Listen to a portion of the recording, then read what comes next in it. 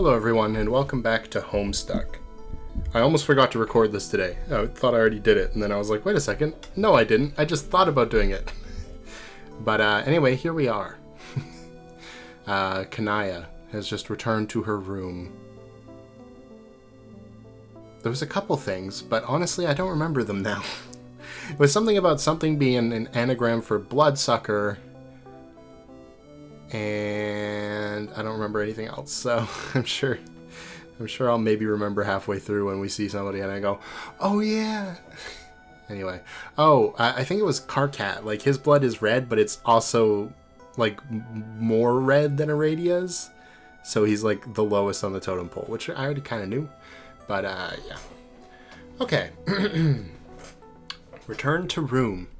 There is a lot to do before you enter. There will be a lot of people to talk to and help along the way. No, not meddle or mediate. Help, damn it. You are very helpful. You have a lot of inside information on what you and your cosplayers are about to face. Or co-players, not cosplayers. You are jacked tight the fuck into this thing in so many ways we don't know what to say anymore. And it's not just cloud visions either. You have another source. Consult source. The demon? Maybe? Or is it this the same... Yeah, okay, Rose the Lawn in the background. It's the same... Oh no, it's... it's Rose's FAQ, or her walkthrough, rather. I thought this was going to be the elder deities, but okay, here we are. In one dream, the clouds pointed you to the address of a server hidden in an obscure pocket of a realm unknowable to mortals. It contains a journal written by a young member of an alien species. She has documented her experiences playing the game you are about to play. You can only assume this took place a long time ago. This race is likely ancient, preceding yours by millions of sweeps, maybe billions. You like to try to imagine the adventures of these players. Were they successful in repopulating their race? Did they manage to protect their matriorb and hatch a new mother grub? Could they hold it together, or were they torn apart by the complex social dynamics, the matespritships, and moral allegiances and auspicisms and kismetitudes that will surely plague your group along the way? You have little doubt they succeeded with flying colors. Uh-huh. Oh, that's funny. The imagination of what Troll Rose would be like. You have little doubt their victory was because of their leader, a great heroine, the tentacle therapist. Yes, from what she recorded, it seems, the group had very little knowledge of what they were getting into, and yet they appear to have been the only of their kind to have risen to the challenge in a session stacked heavily against them. You are convinced her leadership was the difference. It would be nice to have the chance to talk to her. Alas, she's likely been dead for millennia. Only the incomplete record of a long-forgotten quest remains. On the other hand, if you were to discover her quest ended in failure, it might be somewhat disillusioning, but that thought never crossed your mind. Tavros, enter. Well, guess it's time for me to, enter. Having narrowly dodged obliteration and taking your place as the page of breath in the land of sand and zephyr. Which is just wind. Okay. And in time... Right, AG is Vriska.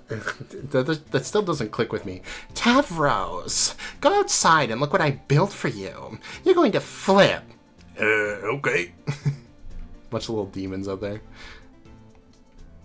I think this is, probably meant to antagonize me. What are you talking about? Look at my beautiful building. Don't you think it's about time someone got a little creative with this game? Maybe. Everyone always wants to do things the boring way. Didn't we make a truce, Tavros? That we would try to be less boring from now on? You don't want to break your truce with me, do you, Tavros? No. Great, now get climbing. Please don't read this as a boring thing, I hope, but it's physically impossible for me to do that, mostly. Man, I knew it. Tori's snooze is back in action. Why don't you, in like a not boring way, build more inclined surfaces like you did over there. Maybe you could color them with fun colors so you won't think they're boring and get angry at me or some more. I built that ramp because we were in a hurry to save your life, remember? A dead Tavros is even more boring than an alive and crippled Tavros by a slim margin. My stair structure is lovely, and I'm not changing it. Now how about if your wheel device and get climbing? Climbing? Or crawling, whatever. Stop being so helpless, it's pathetic. It'll take a long time. What's the rush? You're in the game safe and sound. Look in the sky, do you see any meteors? I sure don't. But there are imps around, and I'll be sort of defenseless, lying down on the stairs. You did not just use that excuse. We both know you can commune with these things. Hey, why don't you psychically command them to carry you up? Oh my god, that is such a great idea. Once again, leave it to Vriska to come up with a creative solution. I wouldn't really want them to do that. I just don't understand why we can't do this the easy way. What good would that do to you? Whatever the purpose of this game is, it makes you work hard for it. That way you become stronger along the way, and you're better prepared for whatever's next. Remember when we used to flarp together? It was the exact same principle, and that's why you were always outmatched. You're too soft and not well prepared. Nothing comes easy, Tavros. That's why we go through the trials in the brooding caverns when we're young, to make sure we're strong when we come out. Do you remember the trials, Tavros? Not very well, no. I do believe I was a baby at the time. Well, I do. They were a bitch. But now that I think about it, it would make perfect sense if your trials were really easy by some mistake. That's why you're such a soggy phlegm sponge, and why you got picked by such a sad, frail little Lucis. But that's okay. It probably wasn't your fault. Just a bad break. Right? Break? Close enough. You're lucky you have me as a server player, so I can challenge you and help you get strong. Now hop out of that seat and get climbing. I'll deliver the device to you once you're at the top. Climb, Pupa, climb! Maybe I should ask Tinkerbell about this. He's really smart now that he can talk. No! You don't need help from your lame bull fairy. He's only holding you back. He's my friend. God, pathetic. Friends? Are you serious?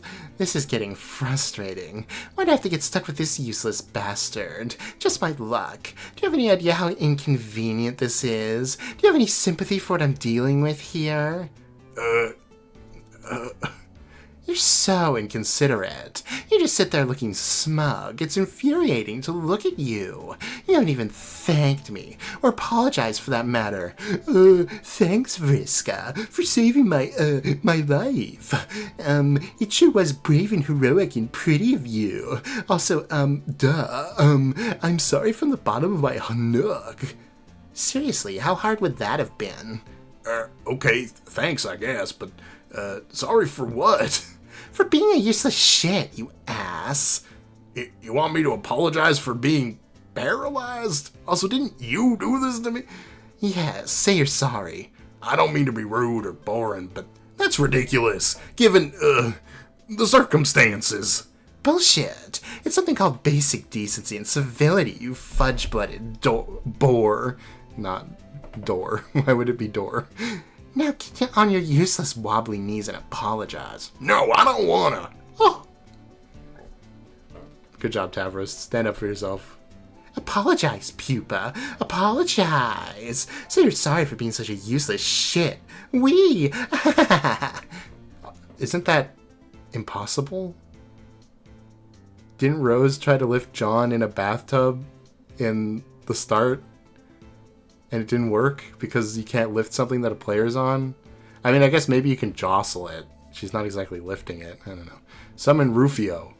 Now she's done it. She's awoken the mighty inner fury that is Rufio! Who is this? Yu-Gi-Oh! But unfortunately, Rufio is he ain't real. He's imaginary, a fake, like a made-up friend the way fairies are. You continue to be sad and alone. Jeez. What, did you just give up? Oh no, she's gonna get a toilet dumped on her. Uh-oh. Meditate. Or mediate. Never mind. Hey, what's your deal? Shouldn't you be helping me out of this jam instead of fussing with my plumbing? Just presenting a floating reminder that Tavros will need plenty of inclined surfaces for his ascent. That's silly. I made so many ramps you wouldn't even believe it. I specifically decided I wanted to build something ugly and boring. Now it's the land of ramps and yawns. He has reported otherwise. That lousy snitch. Maybe I should take his computer away so he can't go crying to Fussy Fangs anymore. Maybe I should upend this load gaper over your head. No, don't! I'm still learning the interface. It could happen accidentally at any moment. I'm only trying to help him. Think of another way to help. Fine.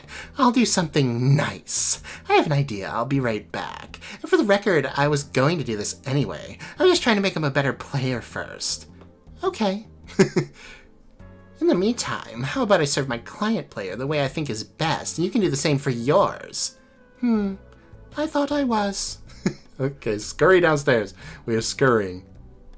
Well, at least I'm not being jostled anymore, but this doesn't help me much. You've got like a den of treasure? What?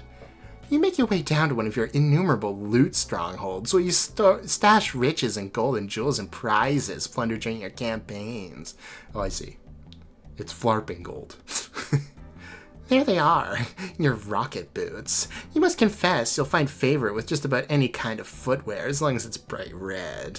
You would wear these striking boots even if they were broken pieces of junk. But, as it happens, they work just fine, and they are awesome. Okay, well, we know where the origin of the rocket pack is now. Did we lose an 8-ball for that? Oh, right, her inventory's full of 8-balls, I forgot. Quit cleaning up after me! You are so ridiculous. Get code. That's how you get the code? I mean, if it works. All right, Pashoo's. Oh, no, it was Pashoo, now it's Pashoo's. Okay, send code. That sounds pretty great, but wait a second, where am I gonna strap these to exactly? Alchemize. Oh, it's a car. Right, okay. That makes sense. Combine the wheelchair with the rocket boots and you get a cool car, floating car. Fly, Pupa. Yeah, that's right, I did it. Fly. And again in time. What is this? Lizards kissing? Lead fearsome entourage into ruins. Commune. Lizards? Oh yeah, he's making them solve the puzzle for him. I guess because they have animal parts from the Luci, he can do this? Maybe confer with teammate. I don't remember the Earth kids ever having to do any puzzles, but I don't know. Yeah, another piece fits. We're making some strict progress on this puzzle. Okay, that's cool, I guess. So, where do you think the next one is? I don't know. Probably buried in the stupid sand somewhere like all the others. Okay, that's mostly what I was thinking too, but it suddenly doesn't sound like you think the puzzle's cool. The puzzle sucks. All of these puzzles suck. If I have to help you put one more dumb slab of boring rock into another stupid wall indentation, I'm going to put an indentation in my desk with my face. But, it looks like a frog, and that's kind of fun, right? Snore. These puzzles are for wigglers. I've solved way better puzzles than this in my heyday as Mindfang. Oh, look, some ruins. Oh, look, another mysterious recess in the wall. I wonder if something fits in there. It probably just opens a secret passage to more wall indentations. I am so over this puzzle. But they're necessary to solve, aren't they? To find new magical artifacts and stuff, and learn more about the lore of the land. Tavros, let me let you in on a little secret about the lore of your land. It's boring! Oh! The minds of your consorts are very soft and impressionable, as easily manipulated as all those imps you've been bossing around. I've picked apart their tiny little lizard brains and seen through all the smoke and mirrors of their riddles. I've gotten to the truth they're guarding, the great big mystery behind this planet. And you know what it is, Tavros? No? It's bullshit! Meaningless, boring, fanciful bullshit wrapped in flowery poems to keep you guessing. It all leads to one thing, anyway, and that's what we should put our attention to. Real gamers cut to the chase. They power through all the nonsense and go for the gold. They cheat, Tavros. It's time you learn to start cheating. I can't believe it. Vriska always cheats. Who would have thought? I thought I kind of already was cheating by making friends with the monsters. Oh, that's a funny way of putting it. Well, it's a good start. You are bending the rules and getting stuff done. Okay, I admit, I'm fairly impressed with your progress so far, even though you still haven't probably even killed a single enemy. No, don't bother. I know you haven't. But maybe that's okay. Maybe it's just your style. And your real strength is surrounding yourself with allies who are much stronger than you. Like me! I'm sure there's more than one way up the Esha ladder. In your case, probably the only way is to roll gently up the Esha ramp. The path of the invalid. Yeah, I agree. I'll take that path any day of the week. But I think it's time to stop fucking around. You need to be challenged more. I've been designing a quest for you that should test your true limits. Oh, is that what you were doing all this time? I thought you were just, like, not helping. Yes. I mean, not that I don't appreciate it, but don't you have your own quest to do? Yeah, well, after she got me in the game, Kanaya just left me in the lurch. Probably because she's dealing with her own crisis now. Which is just as well, because I was starting to get nannied hard. You would not even believe it. Nannied? So I had some time to kill, and I drew you a map. Whoa! That's impressive. Here, take a look. It marks what will be your new destination, where you'll find the ultimate challenge. Tavros, you don't need the ultimate challenge. That's the last thing you need right now. More boring puzzles, ignore them. The 7th gate, go here. No!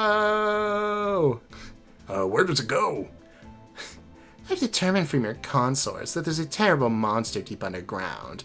It guards a hoard of treasure bigger than either of us can imagine. It's called a denizen, and it's the boss of your whole planet. Tavros, you will go and face your denizen. Won't that be too difficult? It will be the most powerful adversary you've ever met. But you can handle it. I believe in you. Thanks. I mean, I respect you have lots of piratey bravado and stuff, and you type fast about it. But I think this is just foolish and not sensible. I'll probably just get killed, realistically. Maybe. That is the risk you take by being a brave adventurer. But it is a good opportunity to apply your cunning. Maybe you can rally a huge army to bend to your will and overwhelm the monster. Who knows? It's up to you. This is it, Tavros. It's time to sink or swim. I should get Kanaya's device. Or maybe Karkat, since he is the leader. No! Oh god, every time. Always going and getting others to bail you out. Anyway, Kanaya's missing in action and Karkat has his head up his nook with his new stabby hate friend. Oh right, Jack. Neither can help you. It's just hard to figure out if you really think this is a good idea strategically, or if it's just more of the thing where you harass me but sound excited about it.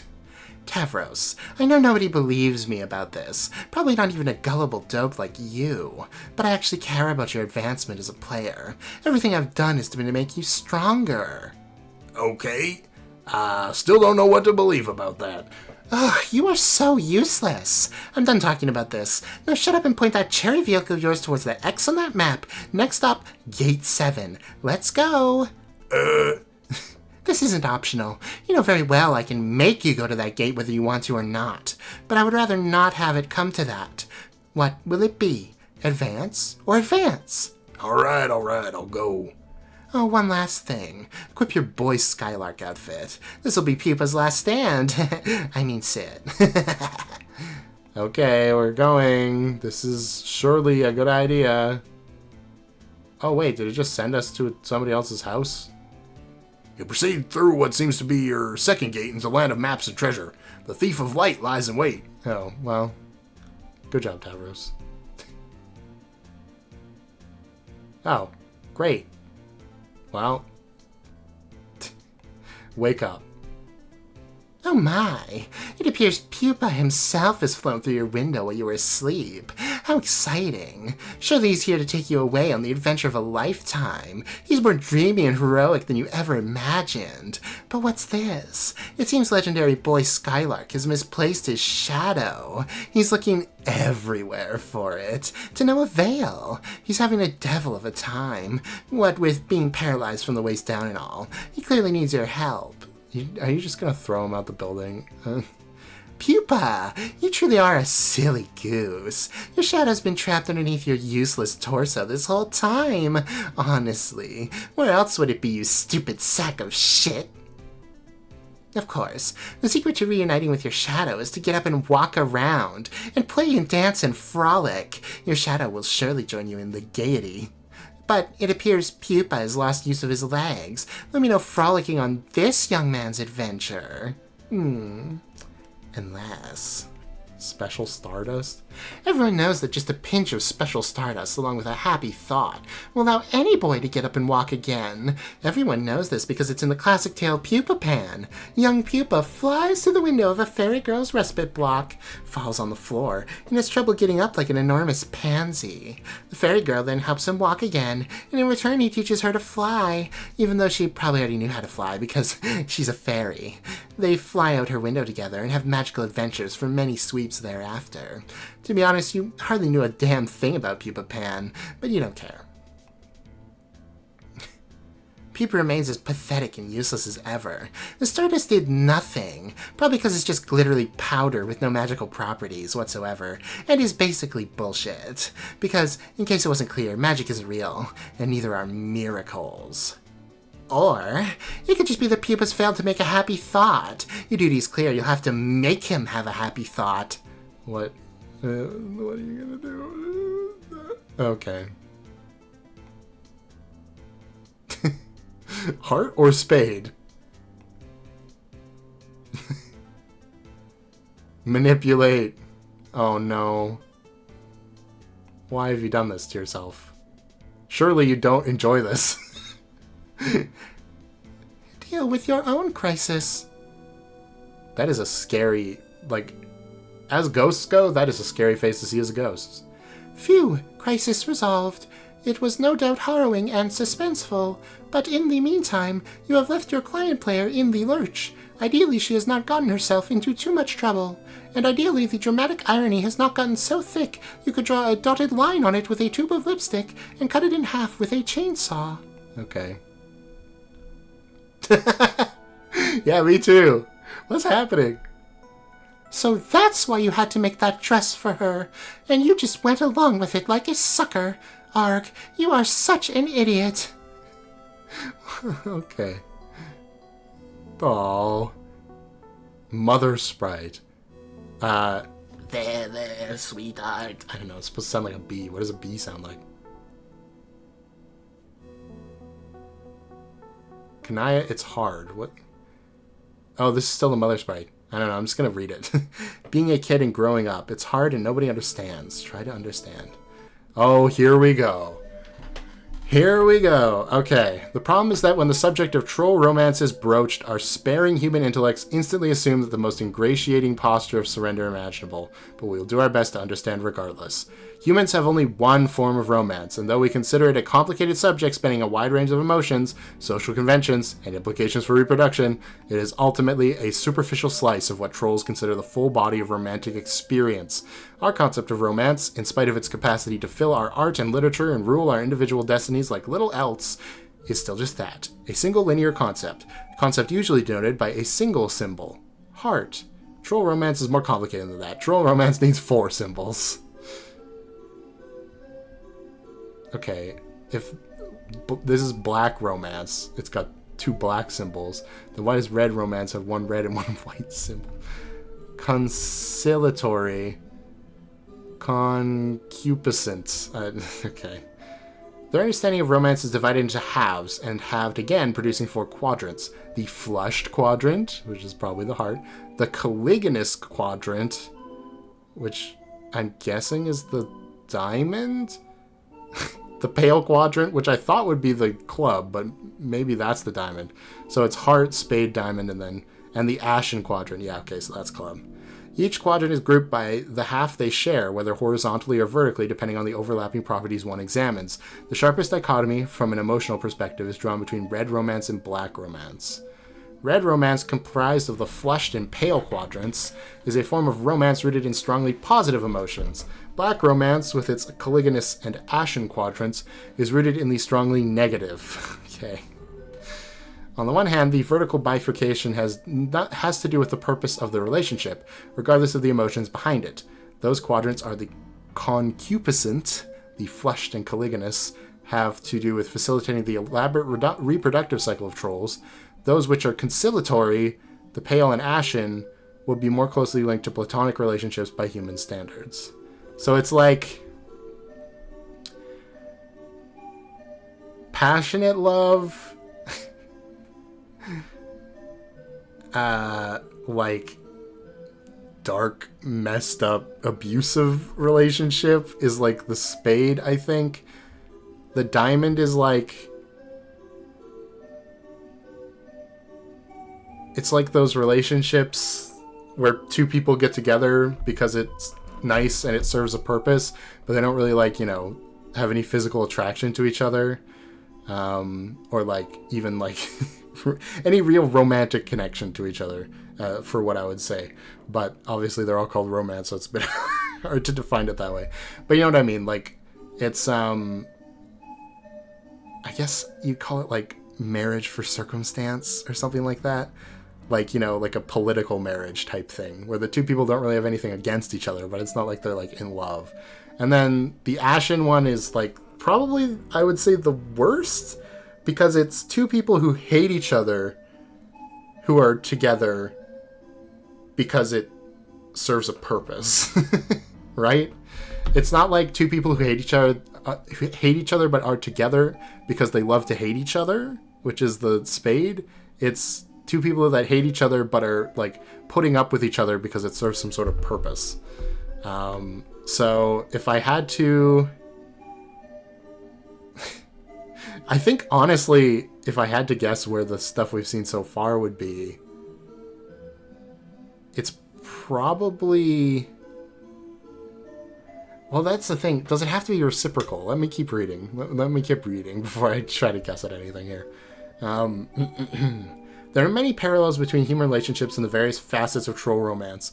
Humans have words to describe relationships of a negative nature, or of a platonic nature. The difference is, for humans, those relationships would never be conceptually grouped with romance. Establishing those sorts of relationships for humans is not driven by the same primal forces that drive our tendency to couple romantically. But for trolls, those primal forces invoke themselves in the full palette of these relationships, red or black, torrid or friendly. Trolls typically feel strongly compelled to find balance in each quadrant, and seek gratifying relationships that each describes. The challenge is particularly torturous for young trolls, who must reconcile the wide range of contradictory emotions associated with this matrix, while also understanding the nature of their various romantic urges for the first time. Of course, young humans have this challenge too, but for trolls the challenge is fourfold. Okay, we're going to go by the quadrants one by one here. Flushed quadrant. Oh, and we're going to see people that are representative of each. So, okay. When two individuals find themselves in the flushed quadrant together, they are said to be matesprits. Matespritship is the closest parallel to the human concept of romance trolls have. It plays a role in the troll's reproductive cycle, just as it does for humans. This is pretty obvious. Not much more needs to be said about this. Moving right along. Caligulous. Okay, Jack and the Queen. Sure. When a pair of adversaries delve into this quadrant, they become each other's kismesis. As one of the concupiscent quadrants, it plays a role in procreation as well. There's no particularly good human translation for this concept. The closest would be an especially potent arc rivalry. For instance, human players would never be able to adequately diagnose the relationship between the queen and the archagent, but troll players could immediately place it as a dead ringer for kismesis dude. They would think we were all pretty stupid for not getting it, and they would be right. So, I guess extrapolating on the relationship we know between these two from Snowball and Spade Slick in the other universe, because I assume their relationship is roughly the same.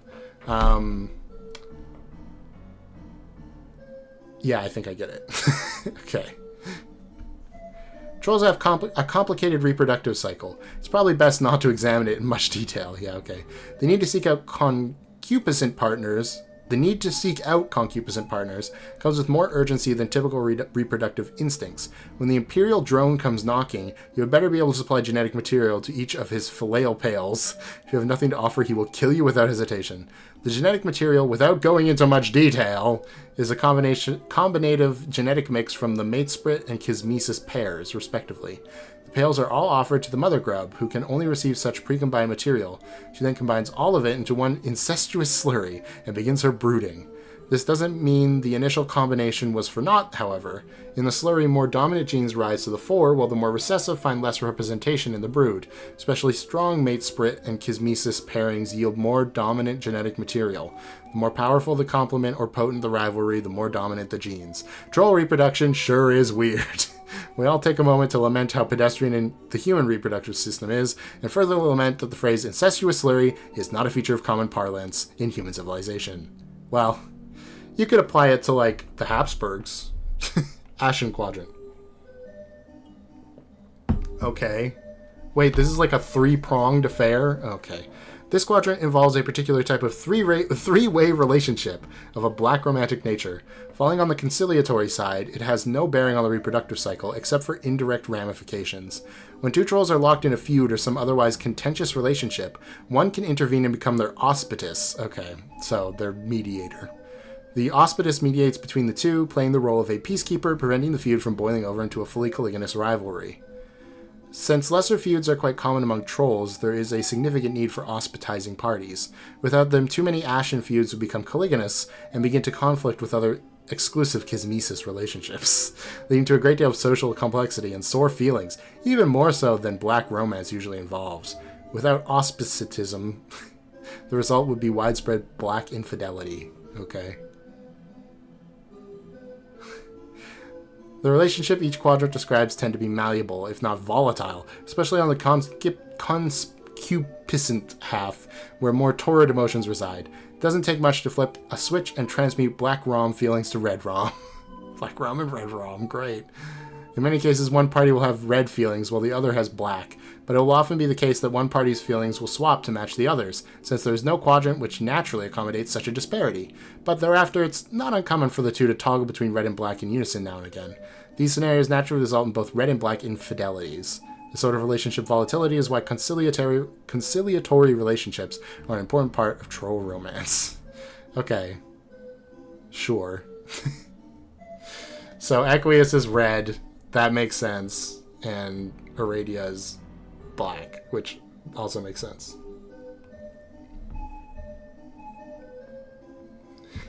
It's kind of fun to watch.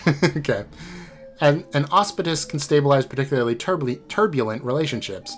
If the auspitus fails to mediate properly or has no interest in the role, or perhaps has different romantic intentions herself altogether, then the relationship often quickly deteriorates into one of an especially hostile and torrid nature. There are many outside factors and influence tugging and pulling these relationships in different directions, and unlike humans who have very orderly, simple, straightforward romantic relationships without exception, trolls exist in a state of almost perpetual confusion and generally have no idea what the hell is going on. I mean, is that not true of humans? Like... Anyway, being confused by troll relationships is one thing we have in common, though. Examine the Pale Quadrant.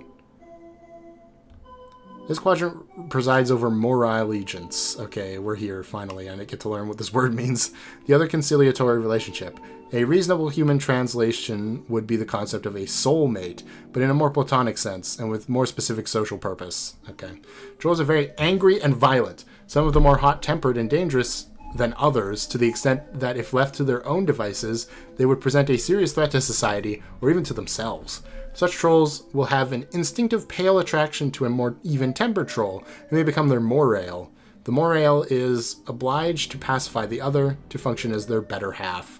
The two partners in a strong pale relationship will serve to balance and complement each other's emotional profiles, and thus allow the other relationships to be more successful. It's often ambiguous, especially among young trolls, whether a bond formed between an acquaintance is true moral allegiance, or the usual variety of platonic involvement. Furthermore, romantic intentions of a more flush nature can often be mistaken for paler leanings, much to the frustration of the suitor. But some pale pairings, such as the one above, will be strikingly obvious to all who know them. I don't know, it's not exactly... I mean, I guess it makes sense. So, essentially, instead of being like a... a arranged marriage type, marriage for circumstance. This is like, you suck so bad that I'm literally forced to keep you in line. That's quite a quite a thing to be. It makes sense that I think Kanaya is currently having a bit of a breakdown about having to be the the auspicious between Tavros and Vriska, because that would be annoying. But I feel like this is even more annoying, because whoever you're the morale for sucks by definition, right? I mean, I don't know. What? And yet others will seem to have been hatched for each other. Hi. Okay, bye. More Troll romance exposition, please. Oh my god, what is happening now? Okay. God, you just can't get enough of this, can you? That would have been a great point for the transition out of this illustrated sociological study, but okay, if you insist. Now, see, what's going on here is, well, it's perfectly simple. When the full matrix of troll romance is in action, we have, hey, why don't you figure it out? You should be an expert at all this by now anyway. Okay, so Kanaya, I'm just following Kanaya right now. Kanaya is Vriska's keeper. And that's why she's also her... Oh my gosh, she's both. No wonder she hates doing... Okay. No, that makes sense. That makes sense. Whereas Fish Girl is Fish Guy's keeper.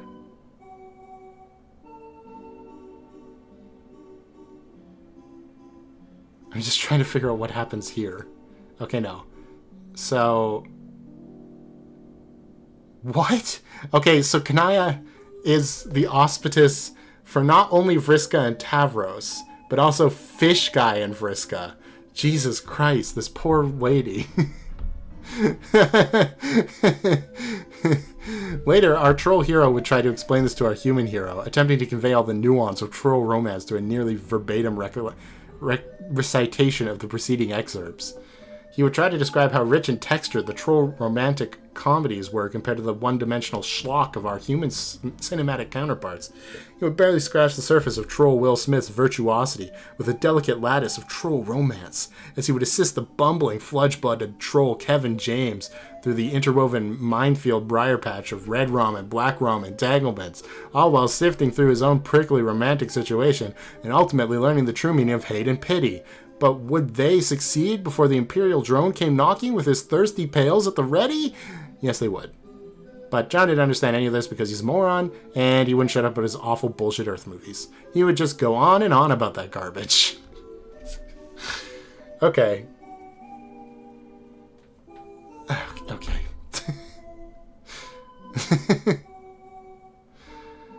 But if there was one theme to be hammered through his thick skull, it would be the troll's cultural preoccupation with romantic destiny.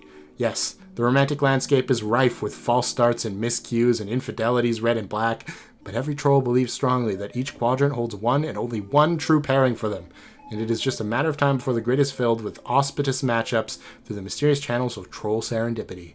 In short, the belief is that for each quadrant there exists a pair of triad of trolls somewhere in the cosmos that were made for each other. Wow, another great transition. I wonder if it will stick this time. You have no choice but to take a stab at the rare and extremely dangerous 2x transition combo. I guess next episode we get to talk to the fish people, finally. Fish people! I bet you when this released, so many people made charts like Nepitas to try to map all of these things out. Oh, good lord. I don't know how possible that would be at this stage. But we were given a few, mostly involving Vriska, because of course. It's funny how Karkat called Vriska confused about all this stuff, and then it ends up she's the one with the most clear-cut examples right now. But somewhat. Some kind of, not really, you know what I mean? So... yeah. I think I get it. I think I mostly get it. Red, heart, love. I'm not going to remember the terms, though. So I'll call them by their suits. Like the suits Hearts, love is like human romantic passionate love. Pretty easy. Spade love, handily associated with Spade Slick, is like hate love.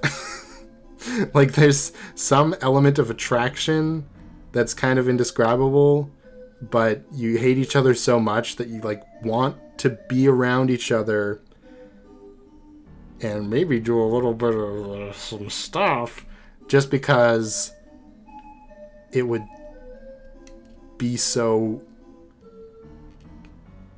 weird. Like I assume, because like, okay, Equius is very clearly in the situation of fluctuating between these two things, right? Because on the one hand, he's like, Aradia, she's so attractive, I don't know what to do. But at the same time, he's like, she's so gross because she's low-blooded. So that's like the two layers. It's like, I'm super attracted to her, and she's beautiful and stunning, which is the red heart half. And then the other half is, she's so disgusting because she's low-class, and that's the spade half. And then those two kind of come together, and that's how we get this very turbulent switching between these two things. At the same time, though, I guess we just don't know enough about Aradia's relationship to Equius, because we haven't really spent any time talking about that yet, other than the fact that she very clearly was upset that he literally tried to, like, brainwash her. But, I mean, you'd be upset with that even if it was someone you did like, you know? So... there could be a layer of that as well, where she hates him for being a creepy weirdo, but there's like physical attraction qualities that can happen, you know, which kind of goes together with the swip swapping.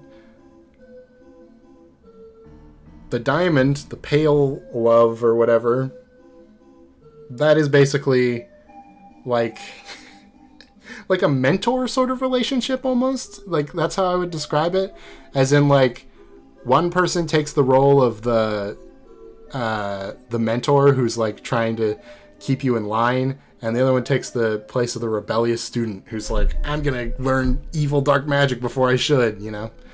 A danger to themselves and people around them because they're, you know, they're just like that.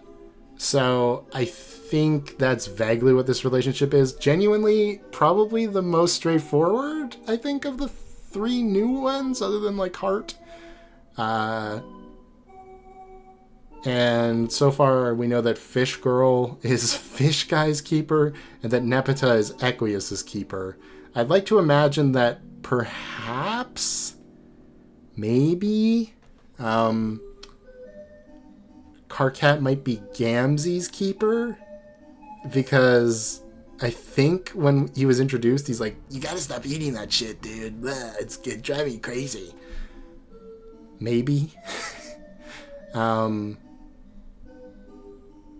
But it's hard to say. It seems like, and I guess that's why they're in the same quadrant, right? Because, like, it's the same thing as Heart and Spade. It's quite easy to switch from being the love-hate sort of dynamic, and then this sort of mentory dynamic is very easily switches into the role of auspitus or whatever, where essentially a mediator between whoever you're keeping in the pale quadrant and their, like, hate person is. You know what I mean? Like I don't remember what they called it. These words are long and not especially intuitive. But the one that they despise, their, like, black spade relationship. It's very easy for that to become that, you know, in a situation where the two of them are together. So those two can switch pretty easily. I do find it kind of funny. It's kind of hilarious that the red heart love and the black spade love are seen as equally possible to switch as this mentor slash mediator side of the board, because that seems way more straightforward. But I guess the trolls are all a little bit, like, weird, you know? People have said that in the comments a lot of times. Like, trolls society is just, like, a lot based on violence and hatred. Because I guess they're like Zergs or whatever. It's not entirely... That is what those little alien bugs are called, right? I think. I don't know. They're just like angry bug people. But at least they're like intelligent enough that they can actually, you know, do something other than murder people. Man, can you imagine? Can you imagine if you had a deadline in your teens to straighten all of this out, or else you get murdered for not contributing to the gene pool? That sounds like the concept for some sort of science fiction horror movie, you know what I mean? Except usually they go the opposite, where it's like there's too many people being born and they like cull people. But I guess they've talked about cullings here as well, so yeah, cool. Highlights from this episode, Kanaya got to talk about Rose, and it's very nice the way she sees her. It makes her trying to impress her that we've already seen make a lot more sense. And I don't know. Maybe she should ditch Vriska. Okay, she's Vriska's like mentor mediator though. She's not Vriska's red love partner. So at least there's that. Maybe she has a way out. But man, I was like, I mean, that's kind of dramatic to throw the dress out of the building. Like, you know, it's not like that's just kind of Vriska's main thing. But being like trying to be Vriska's keeper / mentor / handler, that sounds horrible. I think the only person who might be worse is Aqueous. And you know what? Nepeta's kind of got that handled pretty easily, so go her, I guess. Okay, I gotta quickly do the character rankings here. So I should have done it before I talked about all that. This is kind of like a lore dump episode, you know? In a way. I gotta get to the list so that I don't forget anybody. It's very important. I don't think anything has changed really much in the top quadrants. In fact, I don't know how much is going to change at all. The only possible thing might be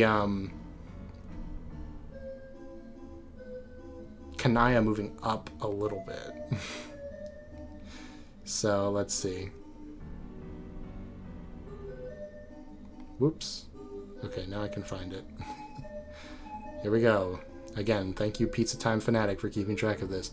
I have number 1, John. Number 2, Terezi. That's staying the same. Number 3, Dave. Number 4, Aradia. Number 5, Solix. Number 6, Jade. Number 7, Rose. Number 8, Karkat. Number 9, Kanaya. So, I don't think Kanaya is above Karkat. I really don't. So I think everything is staying the same. I don't think anything has changed. This might be my solid ranking for a while. It's just Aqueous in last place, then the 2 fish people. Okay, well, once we get introduced to the fish people, then some things will shake up a bit. Then Gamzee in 13th place, Vriska in 12th, Nepeta in 11th, Tavros in 10th, Kanaya in 9th, Karkat in 8th, Rose in 7th, Jade in 6th, Solix in 5th, Aradia in 4th, Dave in 3rd, Terezi is 2nd, and number 1 is still John. I love me some John. I miss John a lot. I miss all the kids, but John especially. Even though his voice, I don't know if I could even manifest it anymore. It's been so long. Never mind, I got it right away. Never mind. Yeah. Maybe someday. Like and subscribe. Next time we'll talk to fish people. Bye-bye.